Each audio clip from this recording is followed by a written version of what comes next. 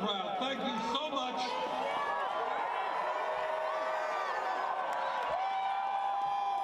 Let me thank Keila for her wonderful rendition of the Star-Spangled Banner. Let me thank Scott Shawson, who is standing up not just for the workers in Erie, Pennsylvania against corporate greed, but for every worker in America. Scott, thank you very much.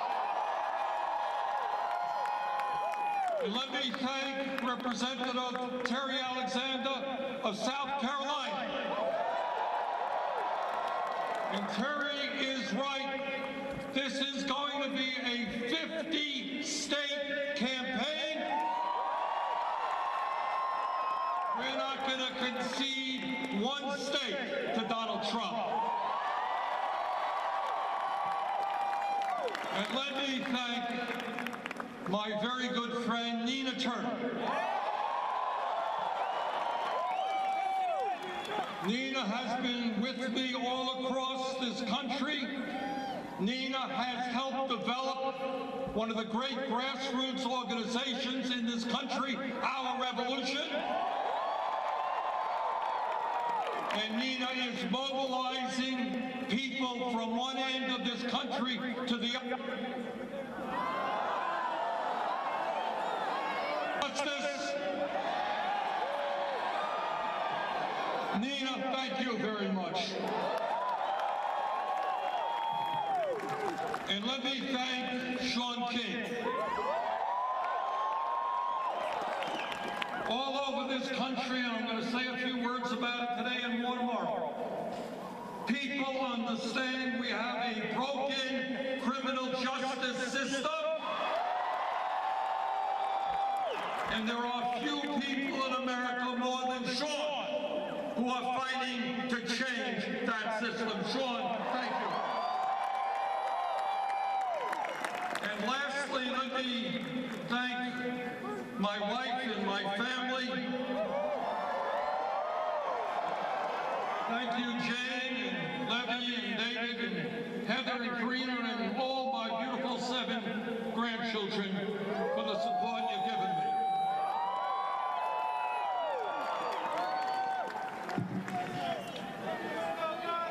Thank you all for coming out today. And let me thank the weathermen for giving us Vermont weather. Thank you. And thank you all for being part of a political revolution which is going to transform America.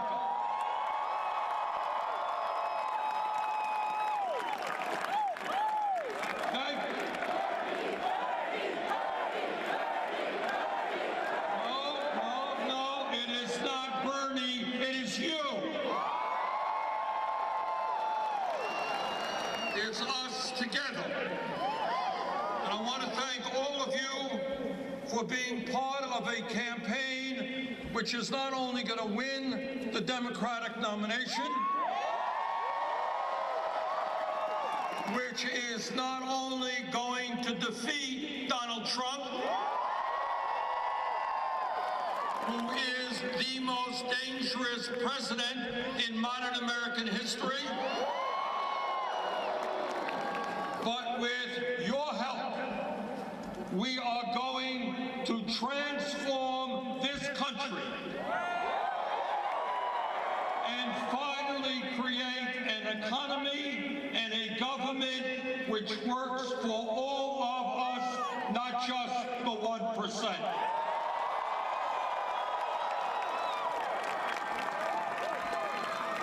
Today, at our very first rally, I want to welcome you to a campaign which says loudly and clearly that the underlying principles of our government will not be greed, hatred, and lies. It will not be racism, sexism, xenophobia, homophobia, and religious bigotry. bigotry. It will not be tax breaks for billionaires and efforts to throw millions off the health care that they currently have. This campaign is going to end all of that. The principles of our government will be based on justice, on economic justice, on social justice, on racial justice, on environmental justice. Today, I welcome you to a campaign which tells the powerful special interests who control so much of our economic and political life that we will no longer tolerate the greed of corporate America and the billionaire class. Greed which has resulted in this country having more income and wealth inequality than any other major country on earth.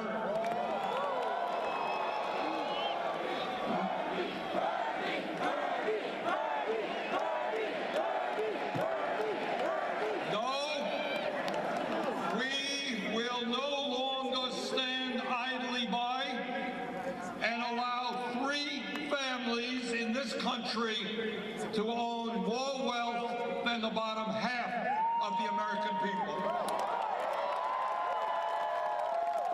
And while these families become richer, over 20% of our children live in poverty, veterans sleep out on the streets, and senior citizens cannot afford their prescription drugs.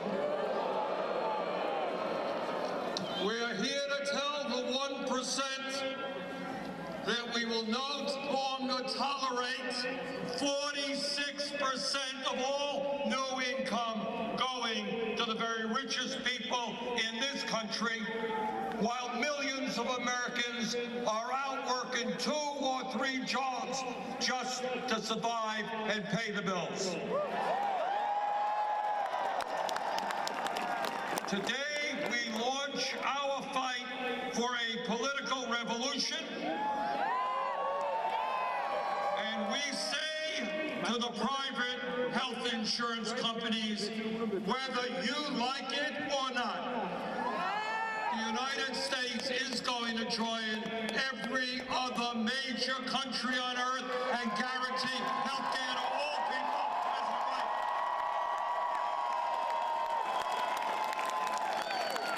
And you can spend all of the money you want against us. We will have a Medicare for all single-payer system.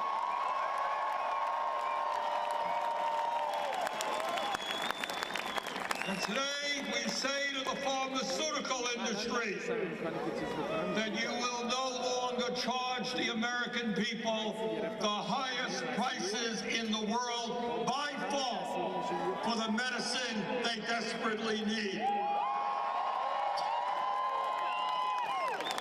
Whether you like it or not, your greed is going to end, and we are going to lower the cost of prescription drugs in this country.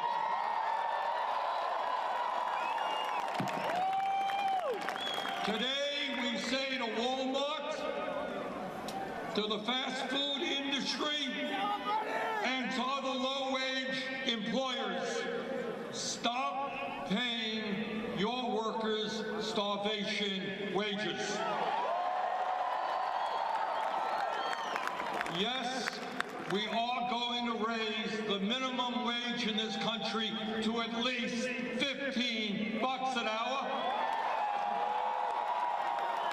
And we are going to make it easier for workers to join unions.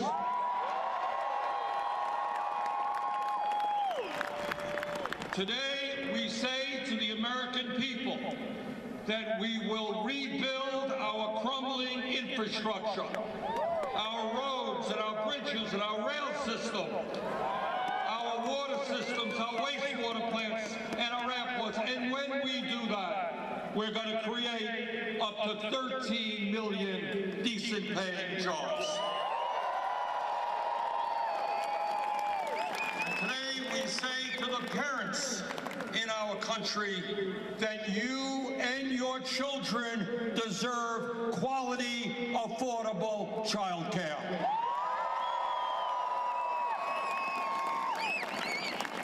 And today, here at Brooklyn College, we say to young people all over this country, we want you to get the best education you can, regardless of your income. Good jobs require a good education. And that is why we are going to make public colleges and universities tuition-free.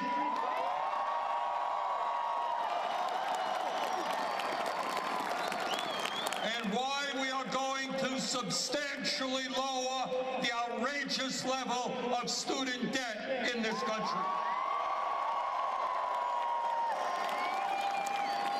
America once had the best educated workforce in the world, and we are going to make that happen again. And today, we say to our senior citizens in Vermont, in Brooklyn, in California, we know you cannot survive with dignity on $14,000 a year Social Security. My Republican colleagues in the Senate want to cut Social Security benefits. Well, we've got some bad news for them. We're going to raise Social Security benefits. Today, we say to Donald Trump and the fossil fuel industry that climate change is not a hoax, but it is an existential threat to our country and the entire planet. And we intend to transform our energy system away from fossil fuel and into energy efficiency and sustainable energy. And when we do that, we're going to create millions of good-paying jobs. All of us and every person in this country has a moral responsibility to make certain that the planet we leave our kids and our grandchildren is a planet that is healthy and habitable.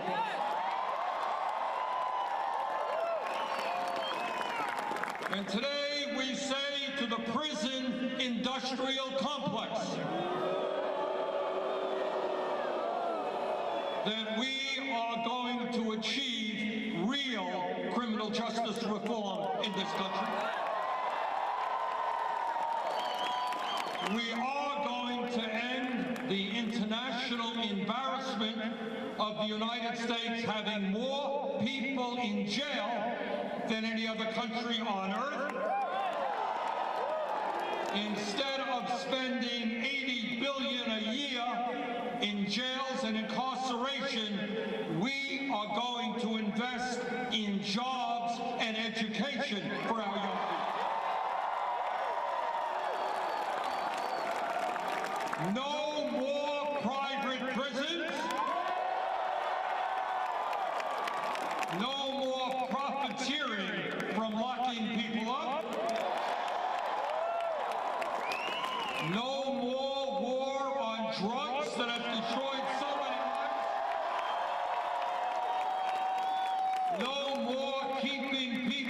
jail because they are too poor to afford cash bail.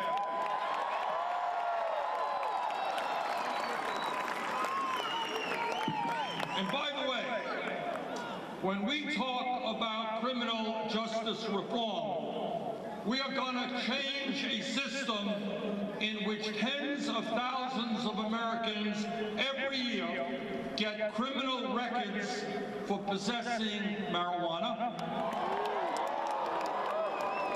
but not one major Wall Street executive went to jail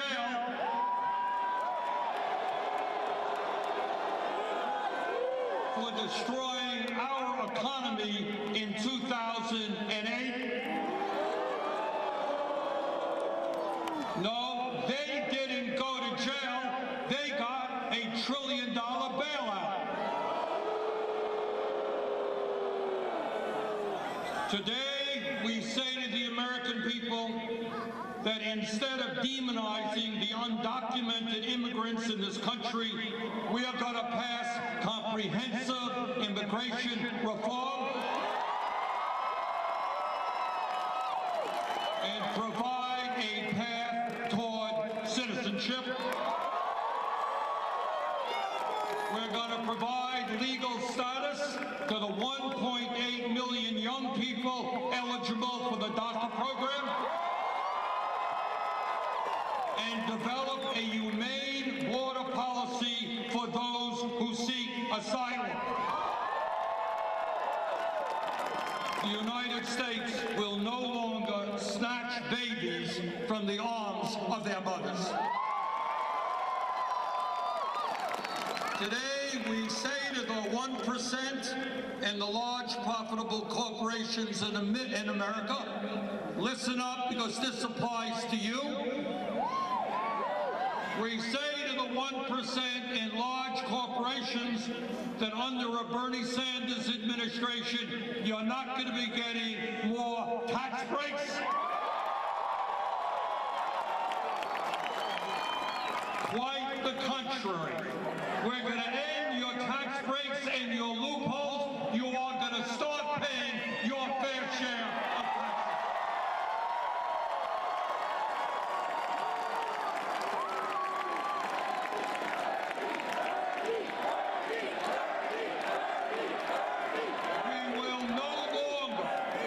We will no longer accept the absurd situation where large multi-billion-dollar corporations like Amazon, Netflix, and General Motors pay nothing in federal income taxes.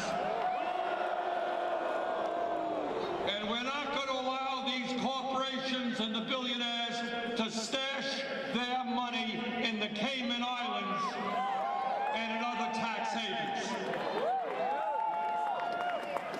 Yes, the wealthy and multinational corporations will start paying their fair share of taxes. We're going to end austerity for working families and bring a little austerity for the wealthy and the powerful.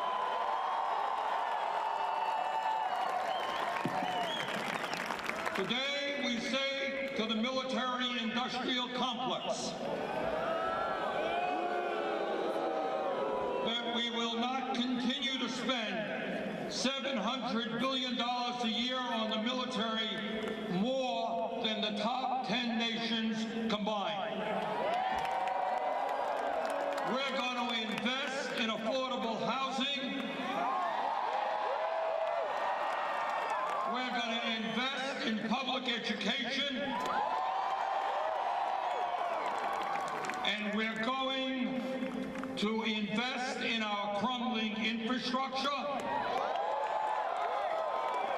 No more major investments in never-ending wars.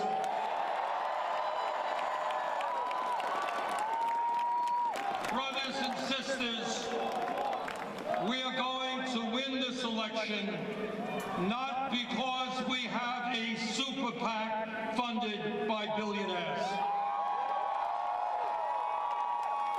We're going to win this election because we are putting together the strongest grassroots campaign in the history of American politics.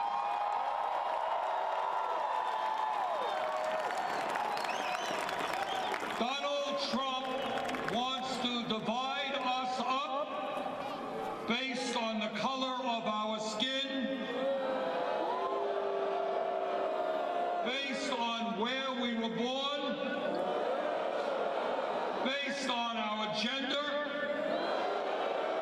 based on our religion or our sexual orientation. What we are about is doing exactly the opposite. We're going to bring our people together.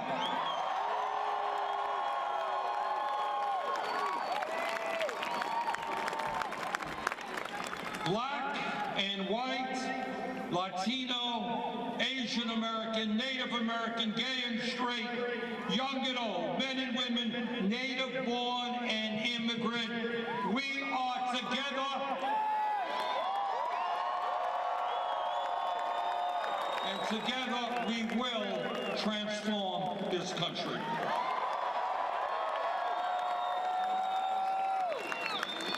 If I might take a moment as I return here to the area that I was born, let me say a few personal words.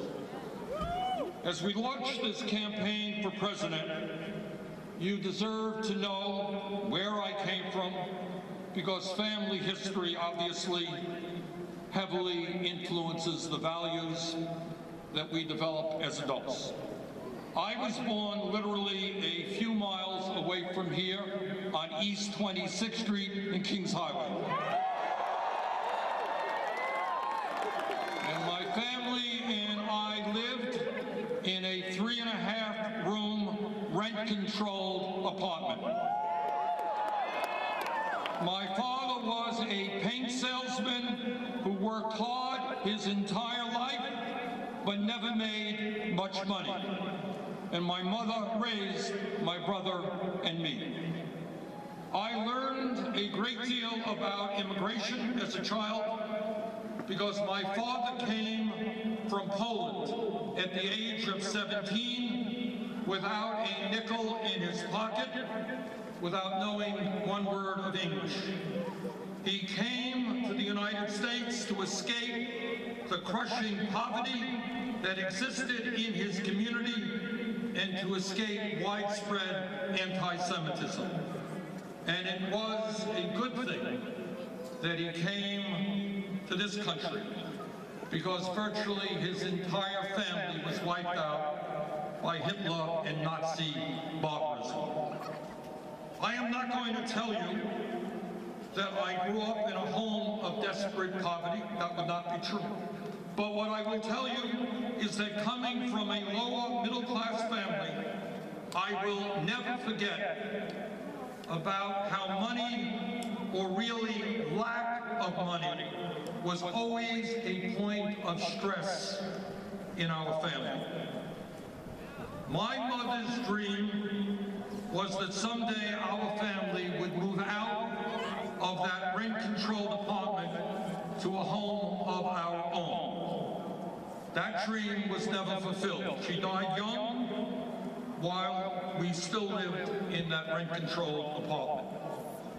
My experience as a child living in a family that struggled economically powerfully influenced my life and my values. I know where I came from. And that is something I will never forget.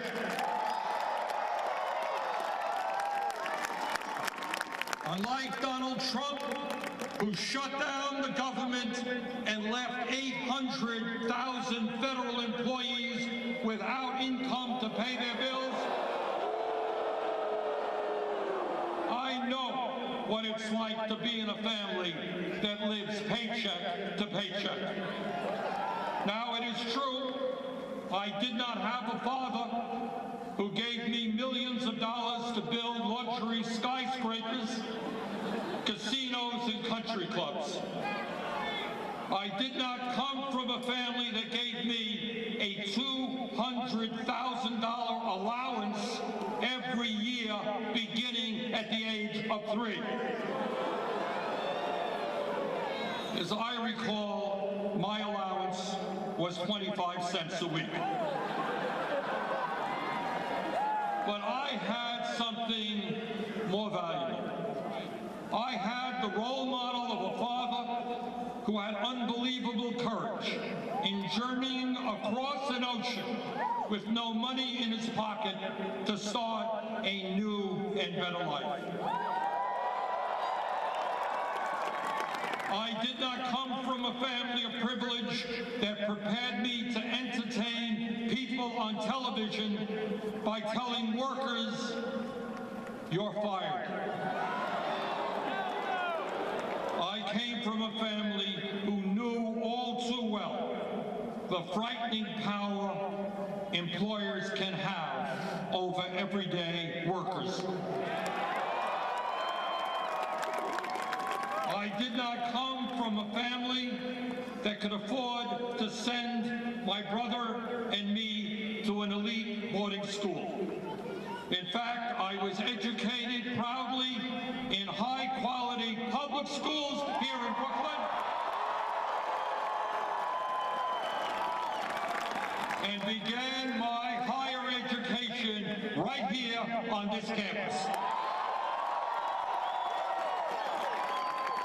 I should also mention that my brother Larry graduated from Brooklyn College. I did not come from a family that taught me to build a corporate empire through housing discrimination. I protested housing discrimination, was arrested for protesting school segregation, and one of the proudest days of my life was attending the March on Washington for Jobs and Freedom led by Dr. Martin Luther King Jr.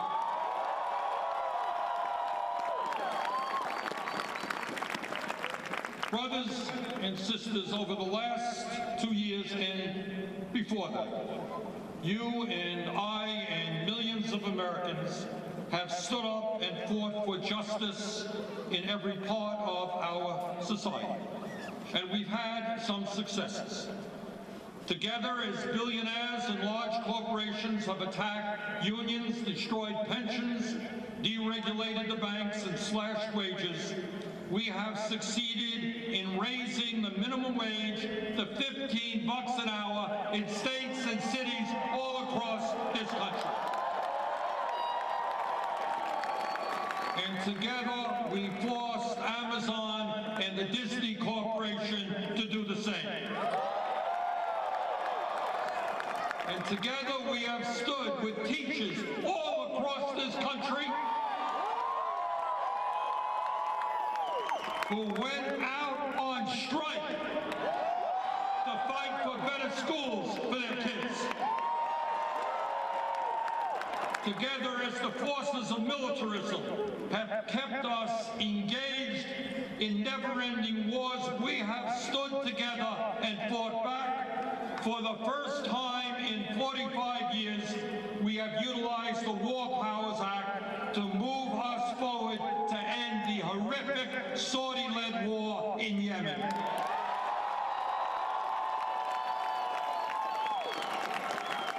Together, as so many of our young people have received criminal records for nonviolent offenses, we have fought to end the war on drugs and have seen state after state decriminalize the possession of marijuana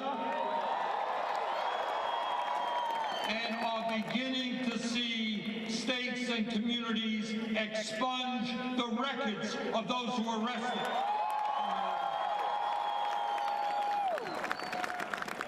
We have won some victories, but clearly we have a long, long way to go. And I'm here to tell you that because all of the work we have done together We are on the brink of not just winning an election, but transforming our country.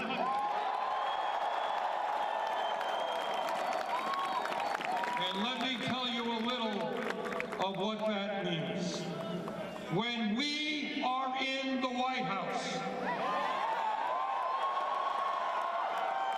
we will enact a federal jobs guarantee to ensure that everyone in this country is guaranteed a job. There is more than enough work to be done in this country. Let's get it done. When we are in the White House, we will attack the problem of urban gentrification and build the affordable housing this country desperately needs. When we are in the White House, we will end the decline of rural America. We will reopen rural hospitals that have been closed. And we will make sure that the young people in rural communities have decent jobs so that they can remain in the communities that they love. When we are in the White House, we are going to end the epidemic of gun violence in this country. And we are going to pass the common sense gun safety legislation that the overwhelming majority of Americans want to see. When we are in the White House, we're going to address not only the national disparities of wealth and income, but the racial disparities of wealth and income.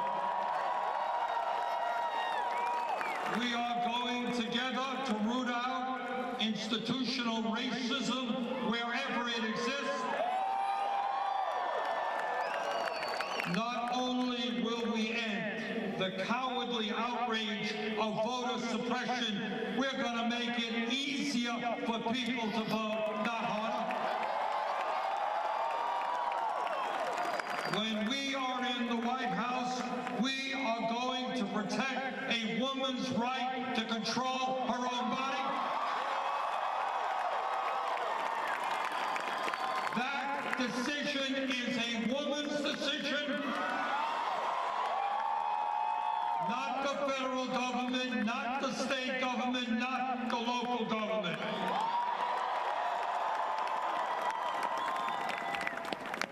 Please make no mistake about it.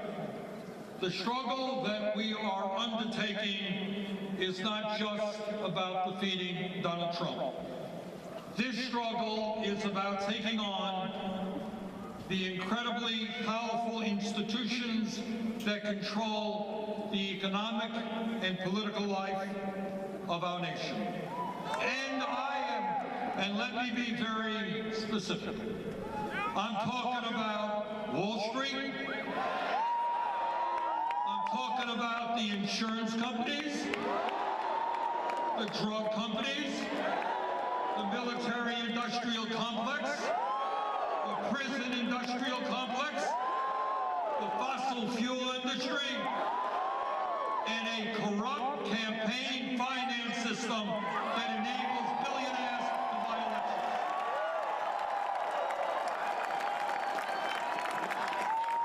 Brothers and sisters, we have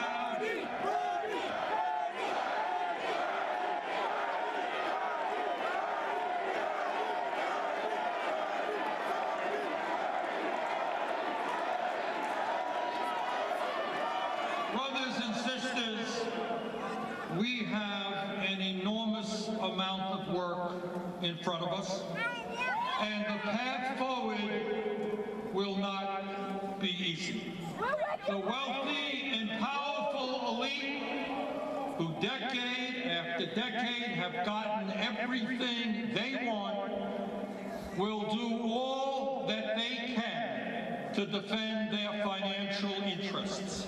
And they unlimited amount of money at their disposal. But we have something that they do not have. We have the people together.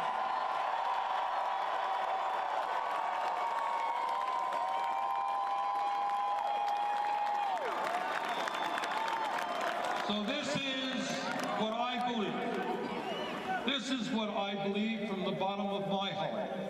If we do not allow Trump and his friends to divide us up, if we stand together, black and white and Latino, Asian American, Native American, if we stand together, urban and rural, north, south, east, and west, if we stand together not as red state and blue state, but as working people fighting for dignity.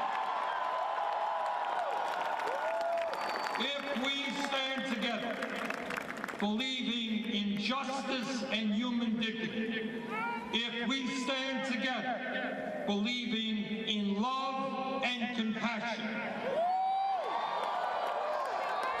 if we stand together, brothers and sisters, the future of this country is extraordinary, and there is nothing we will not be able to accomplish. Thank you all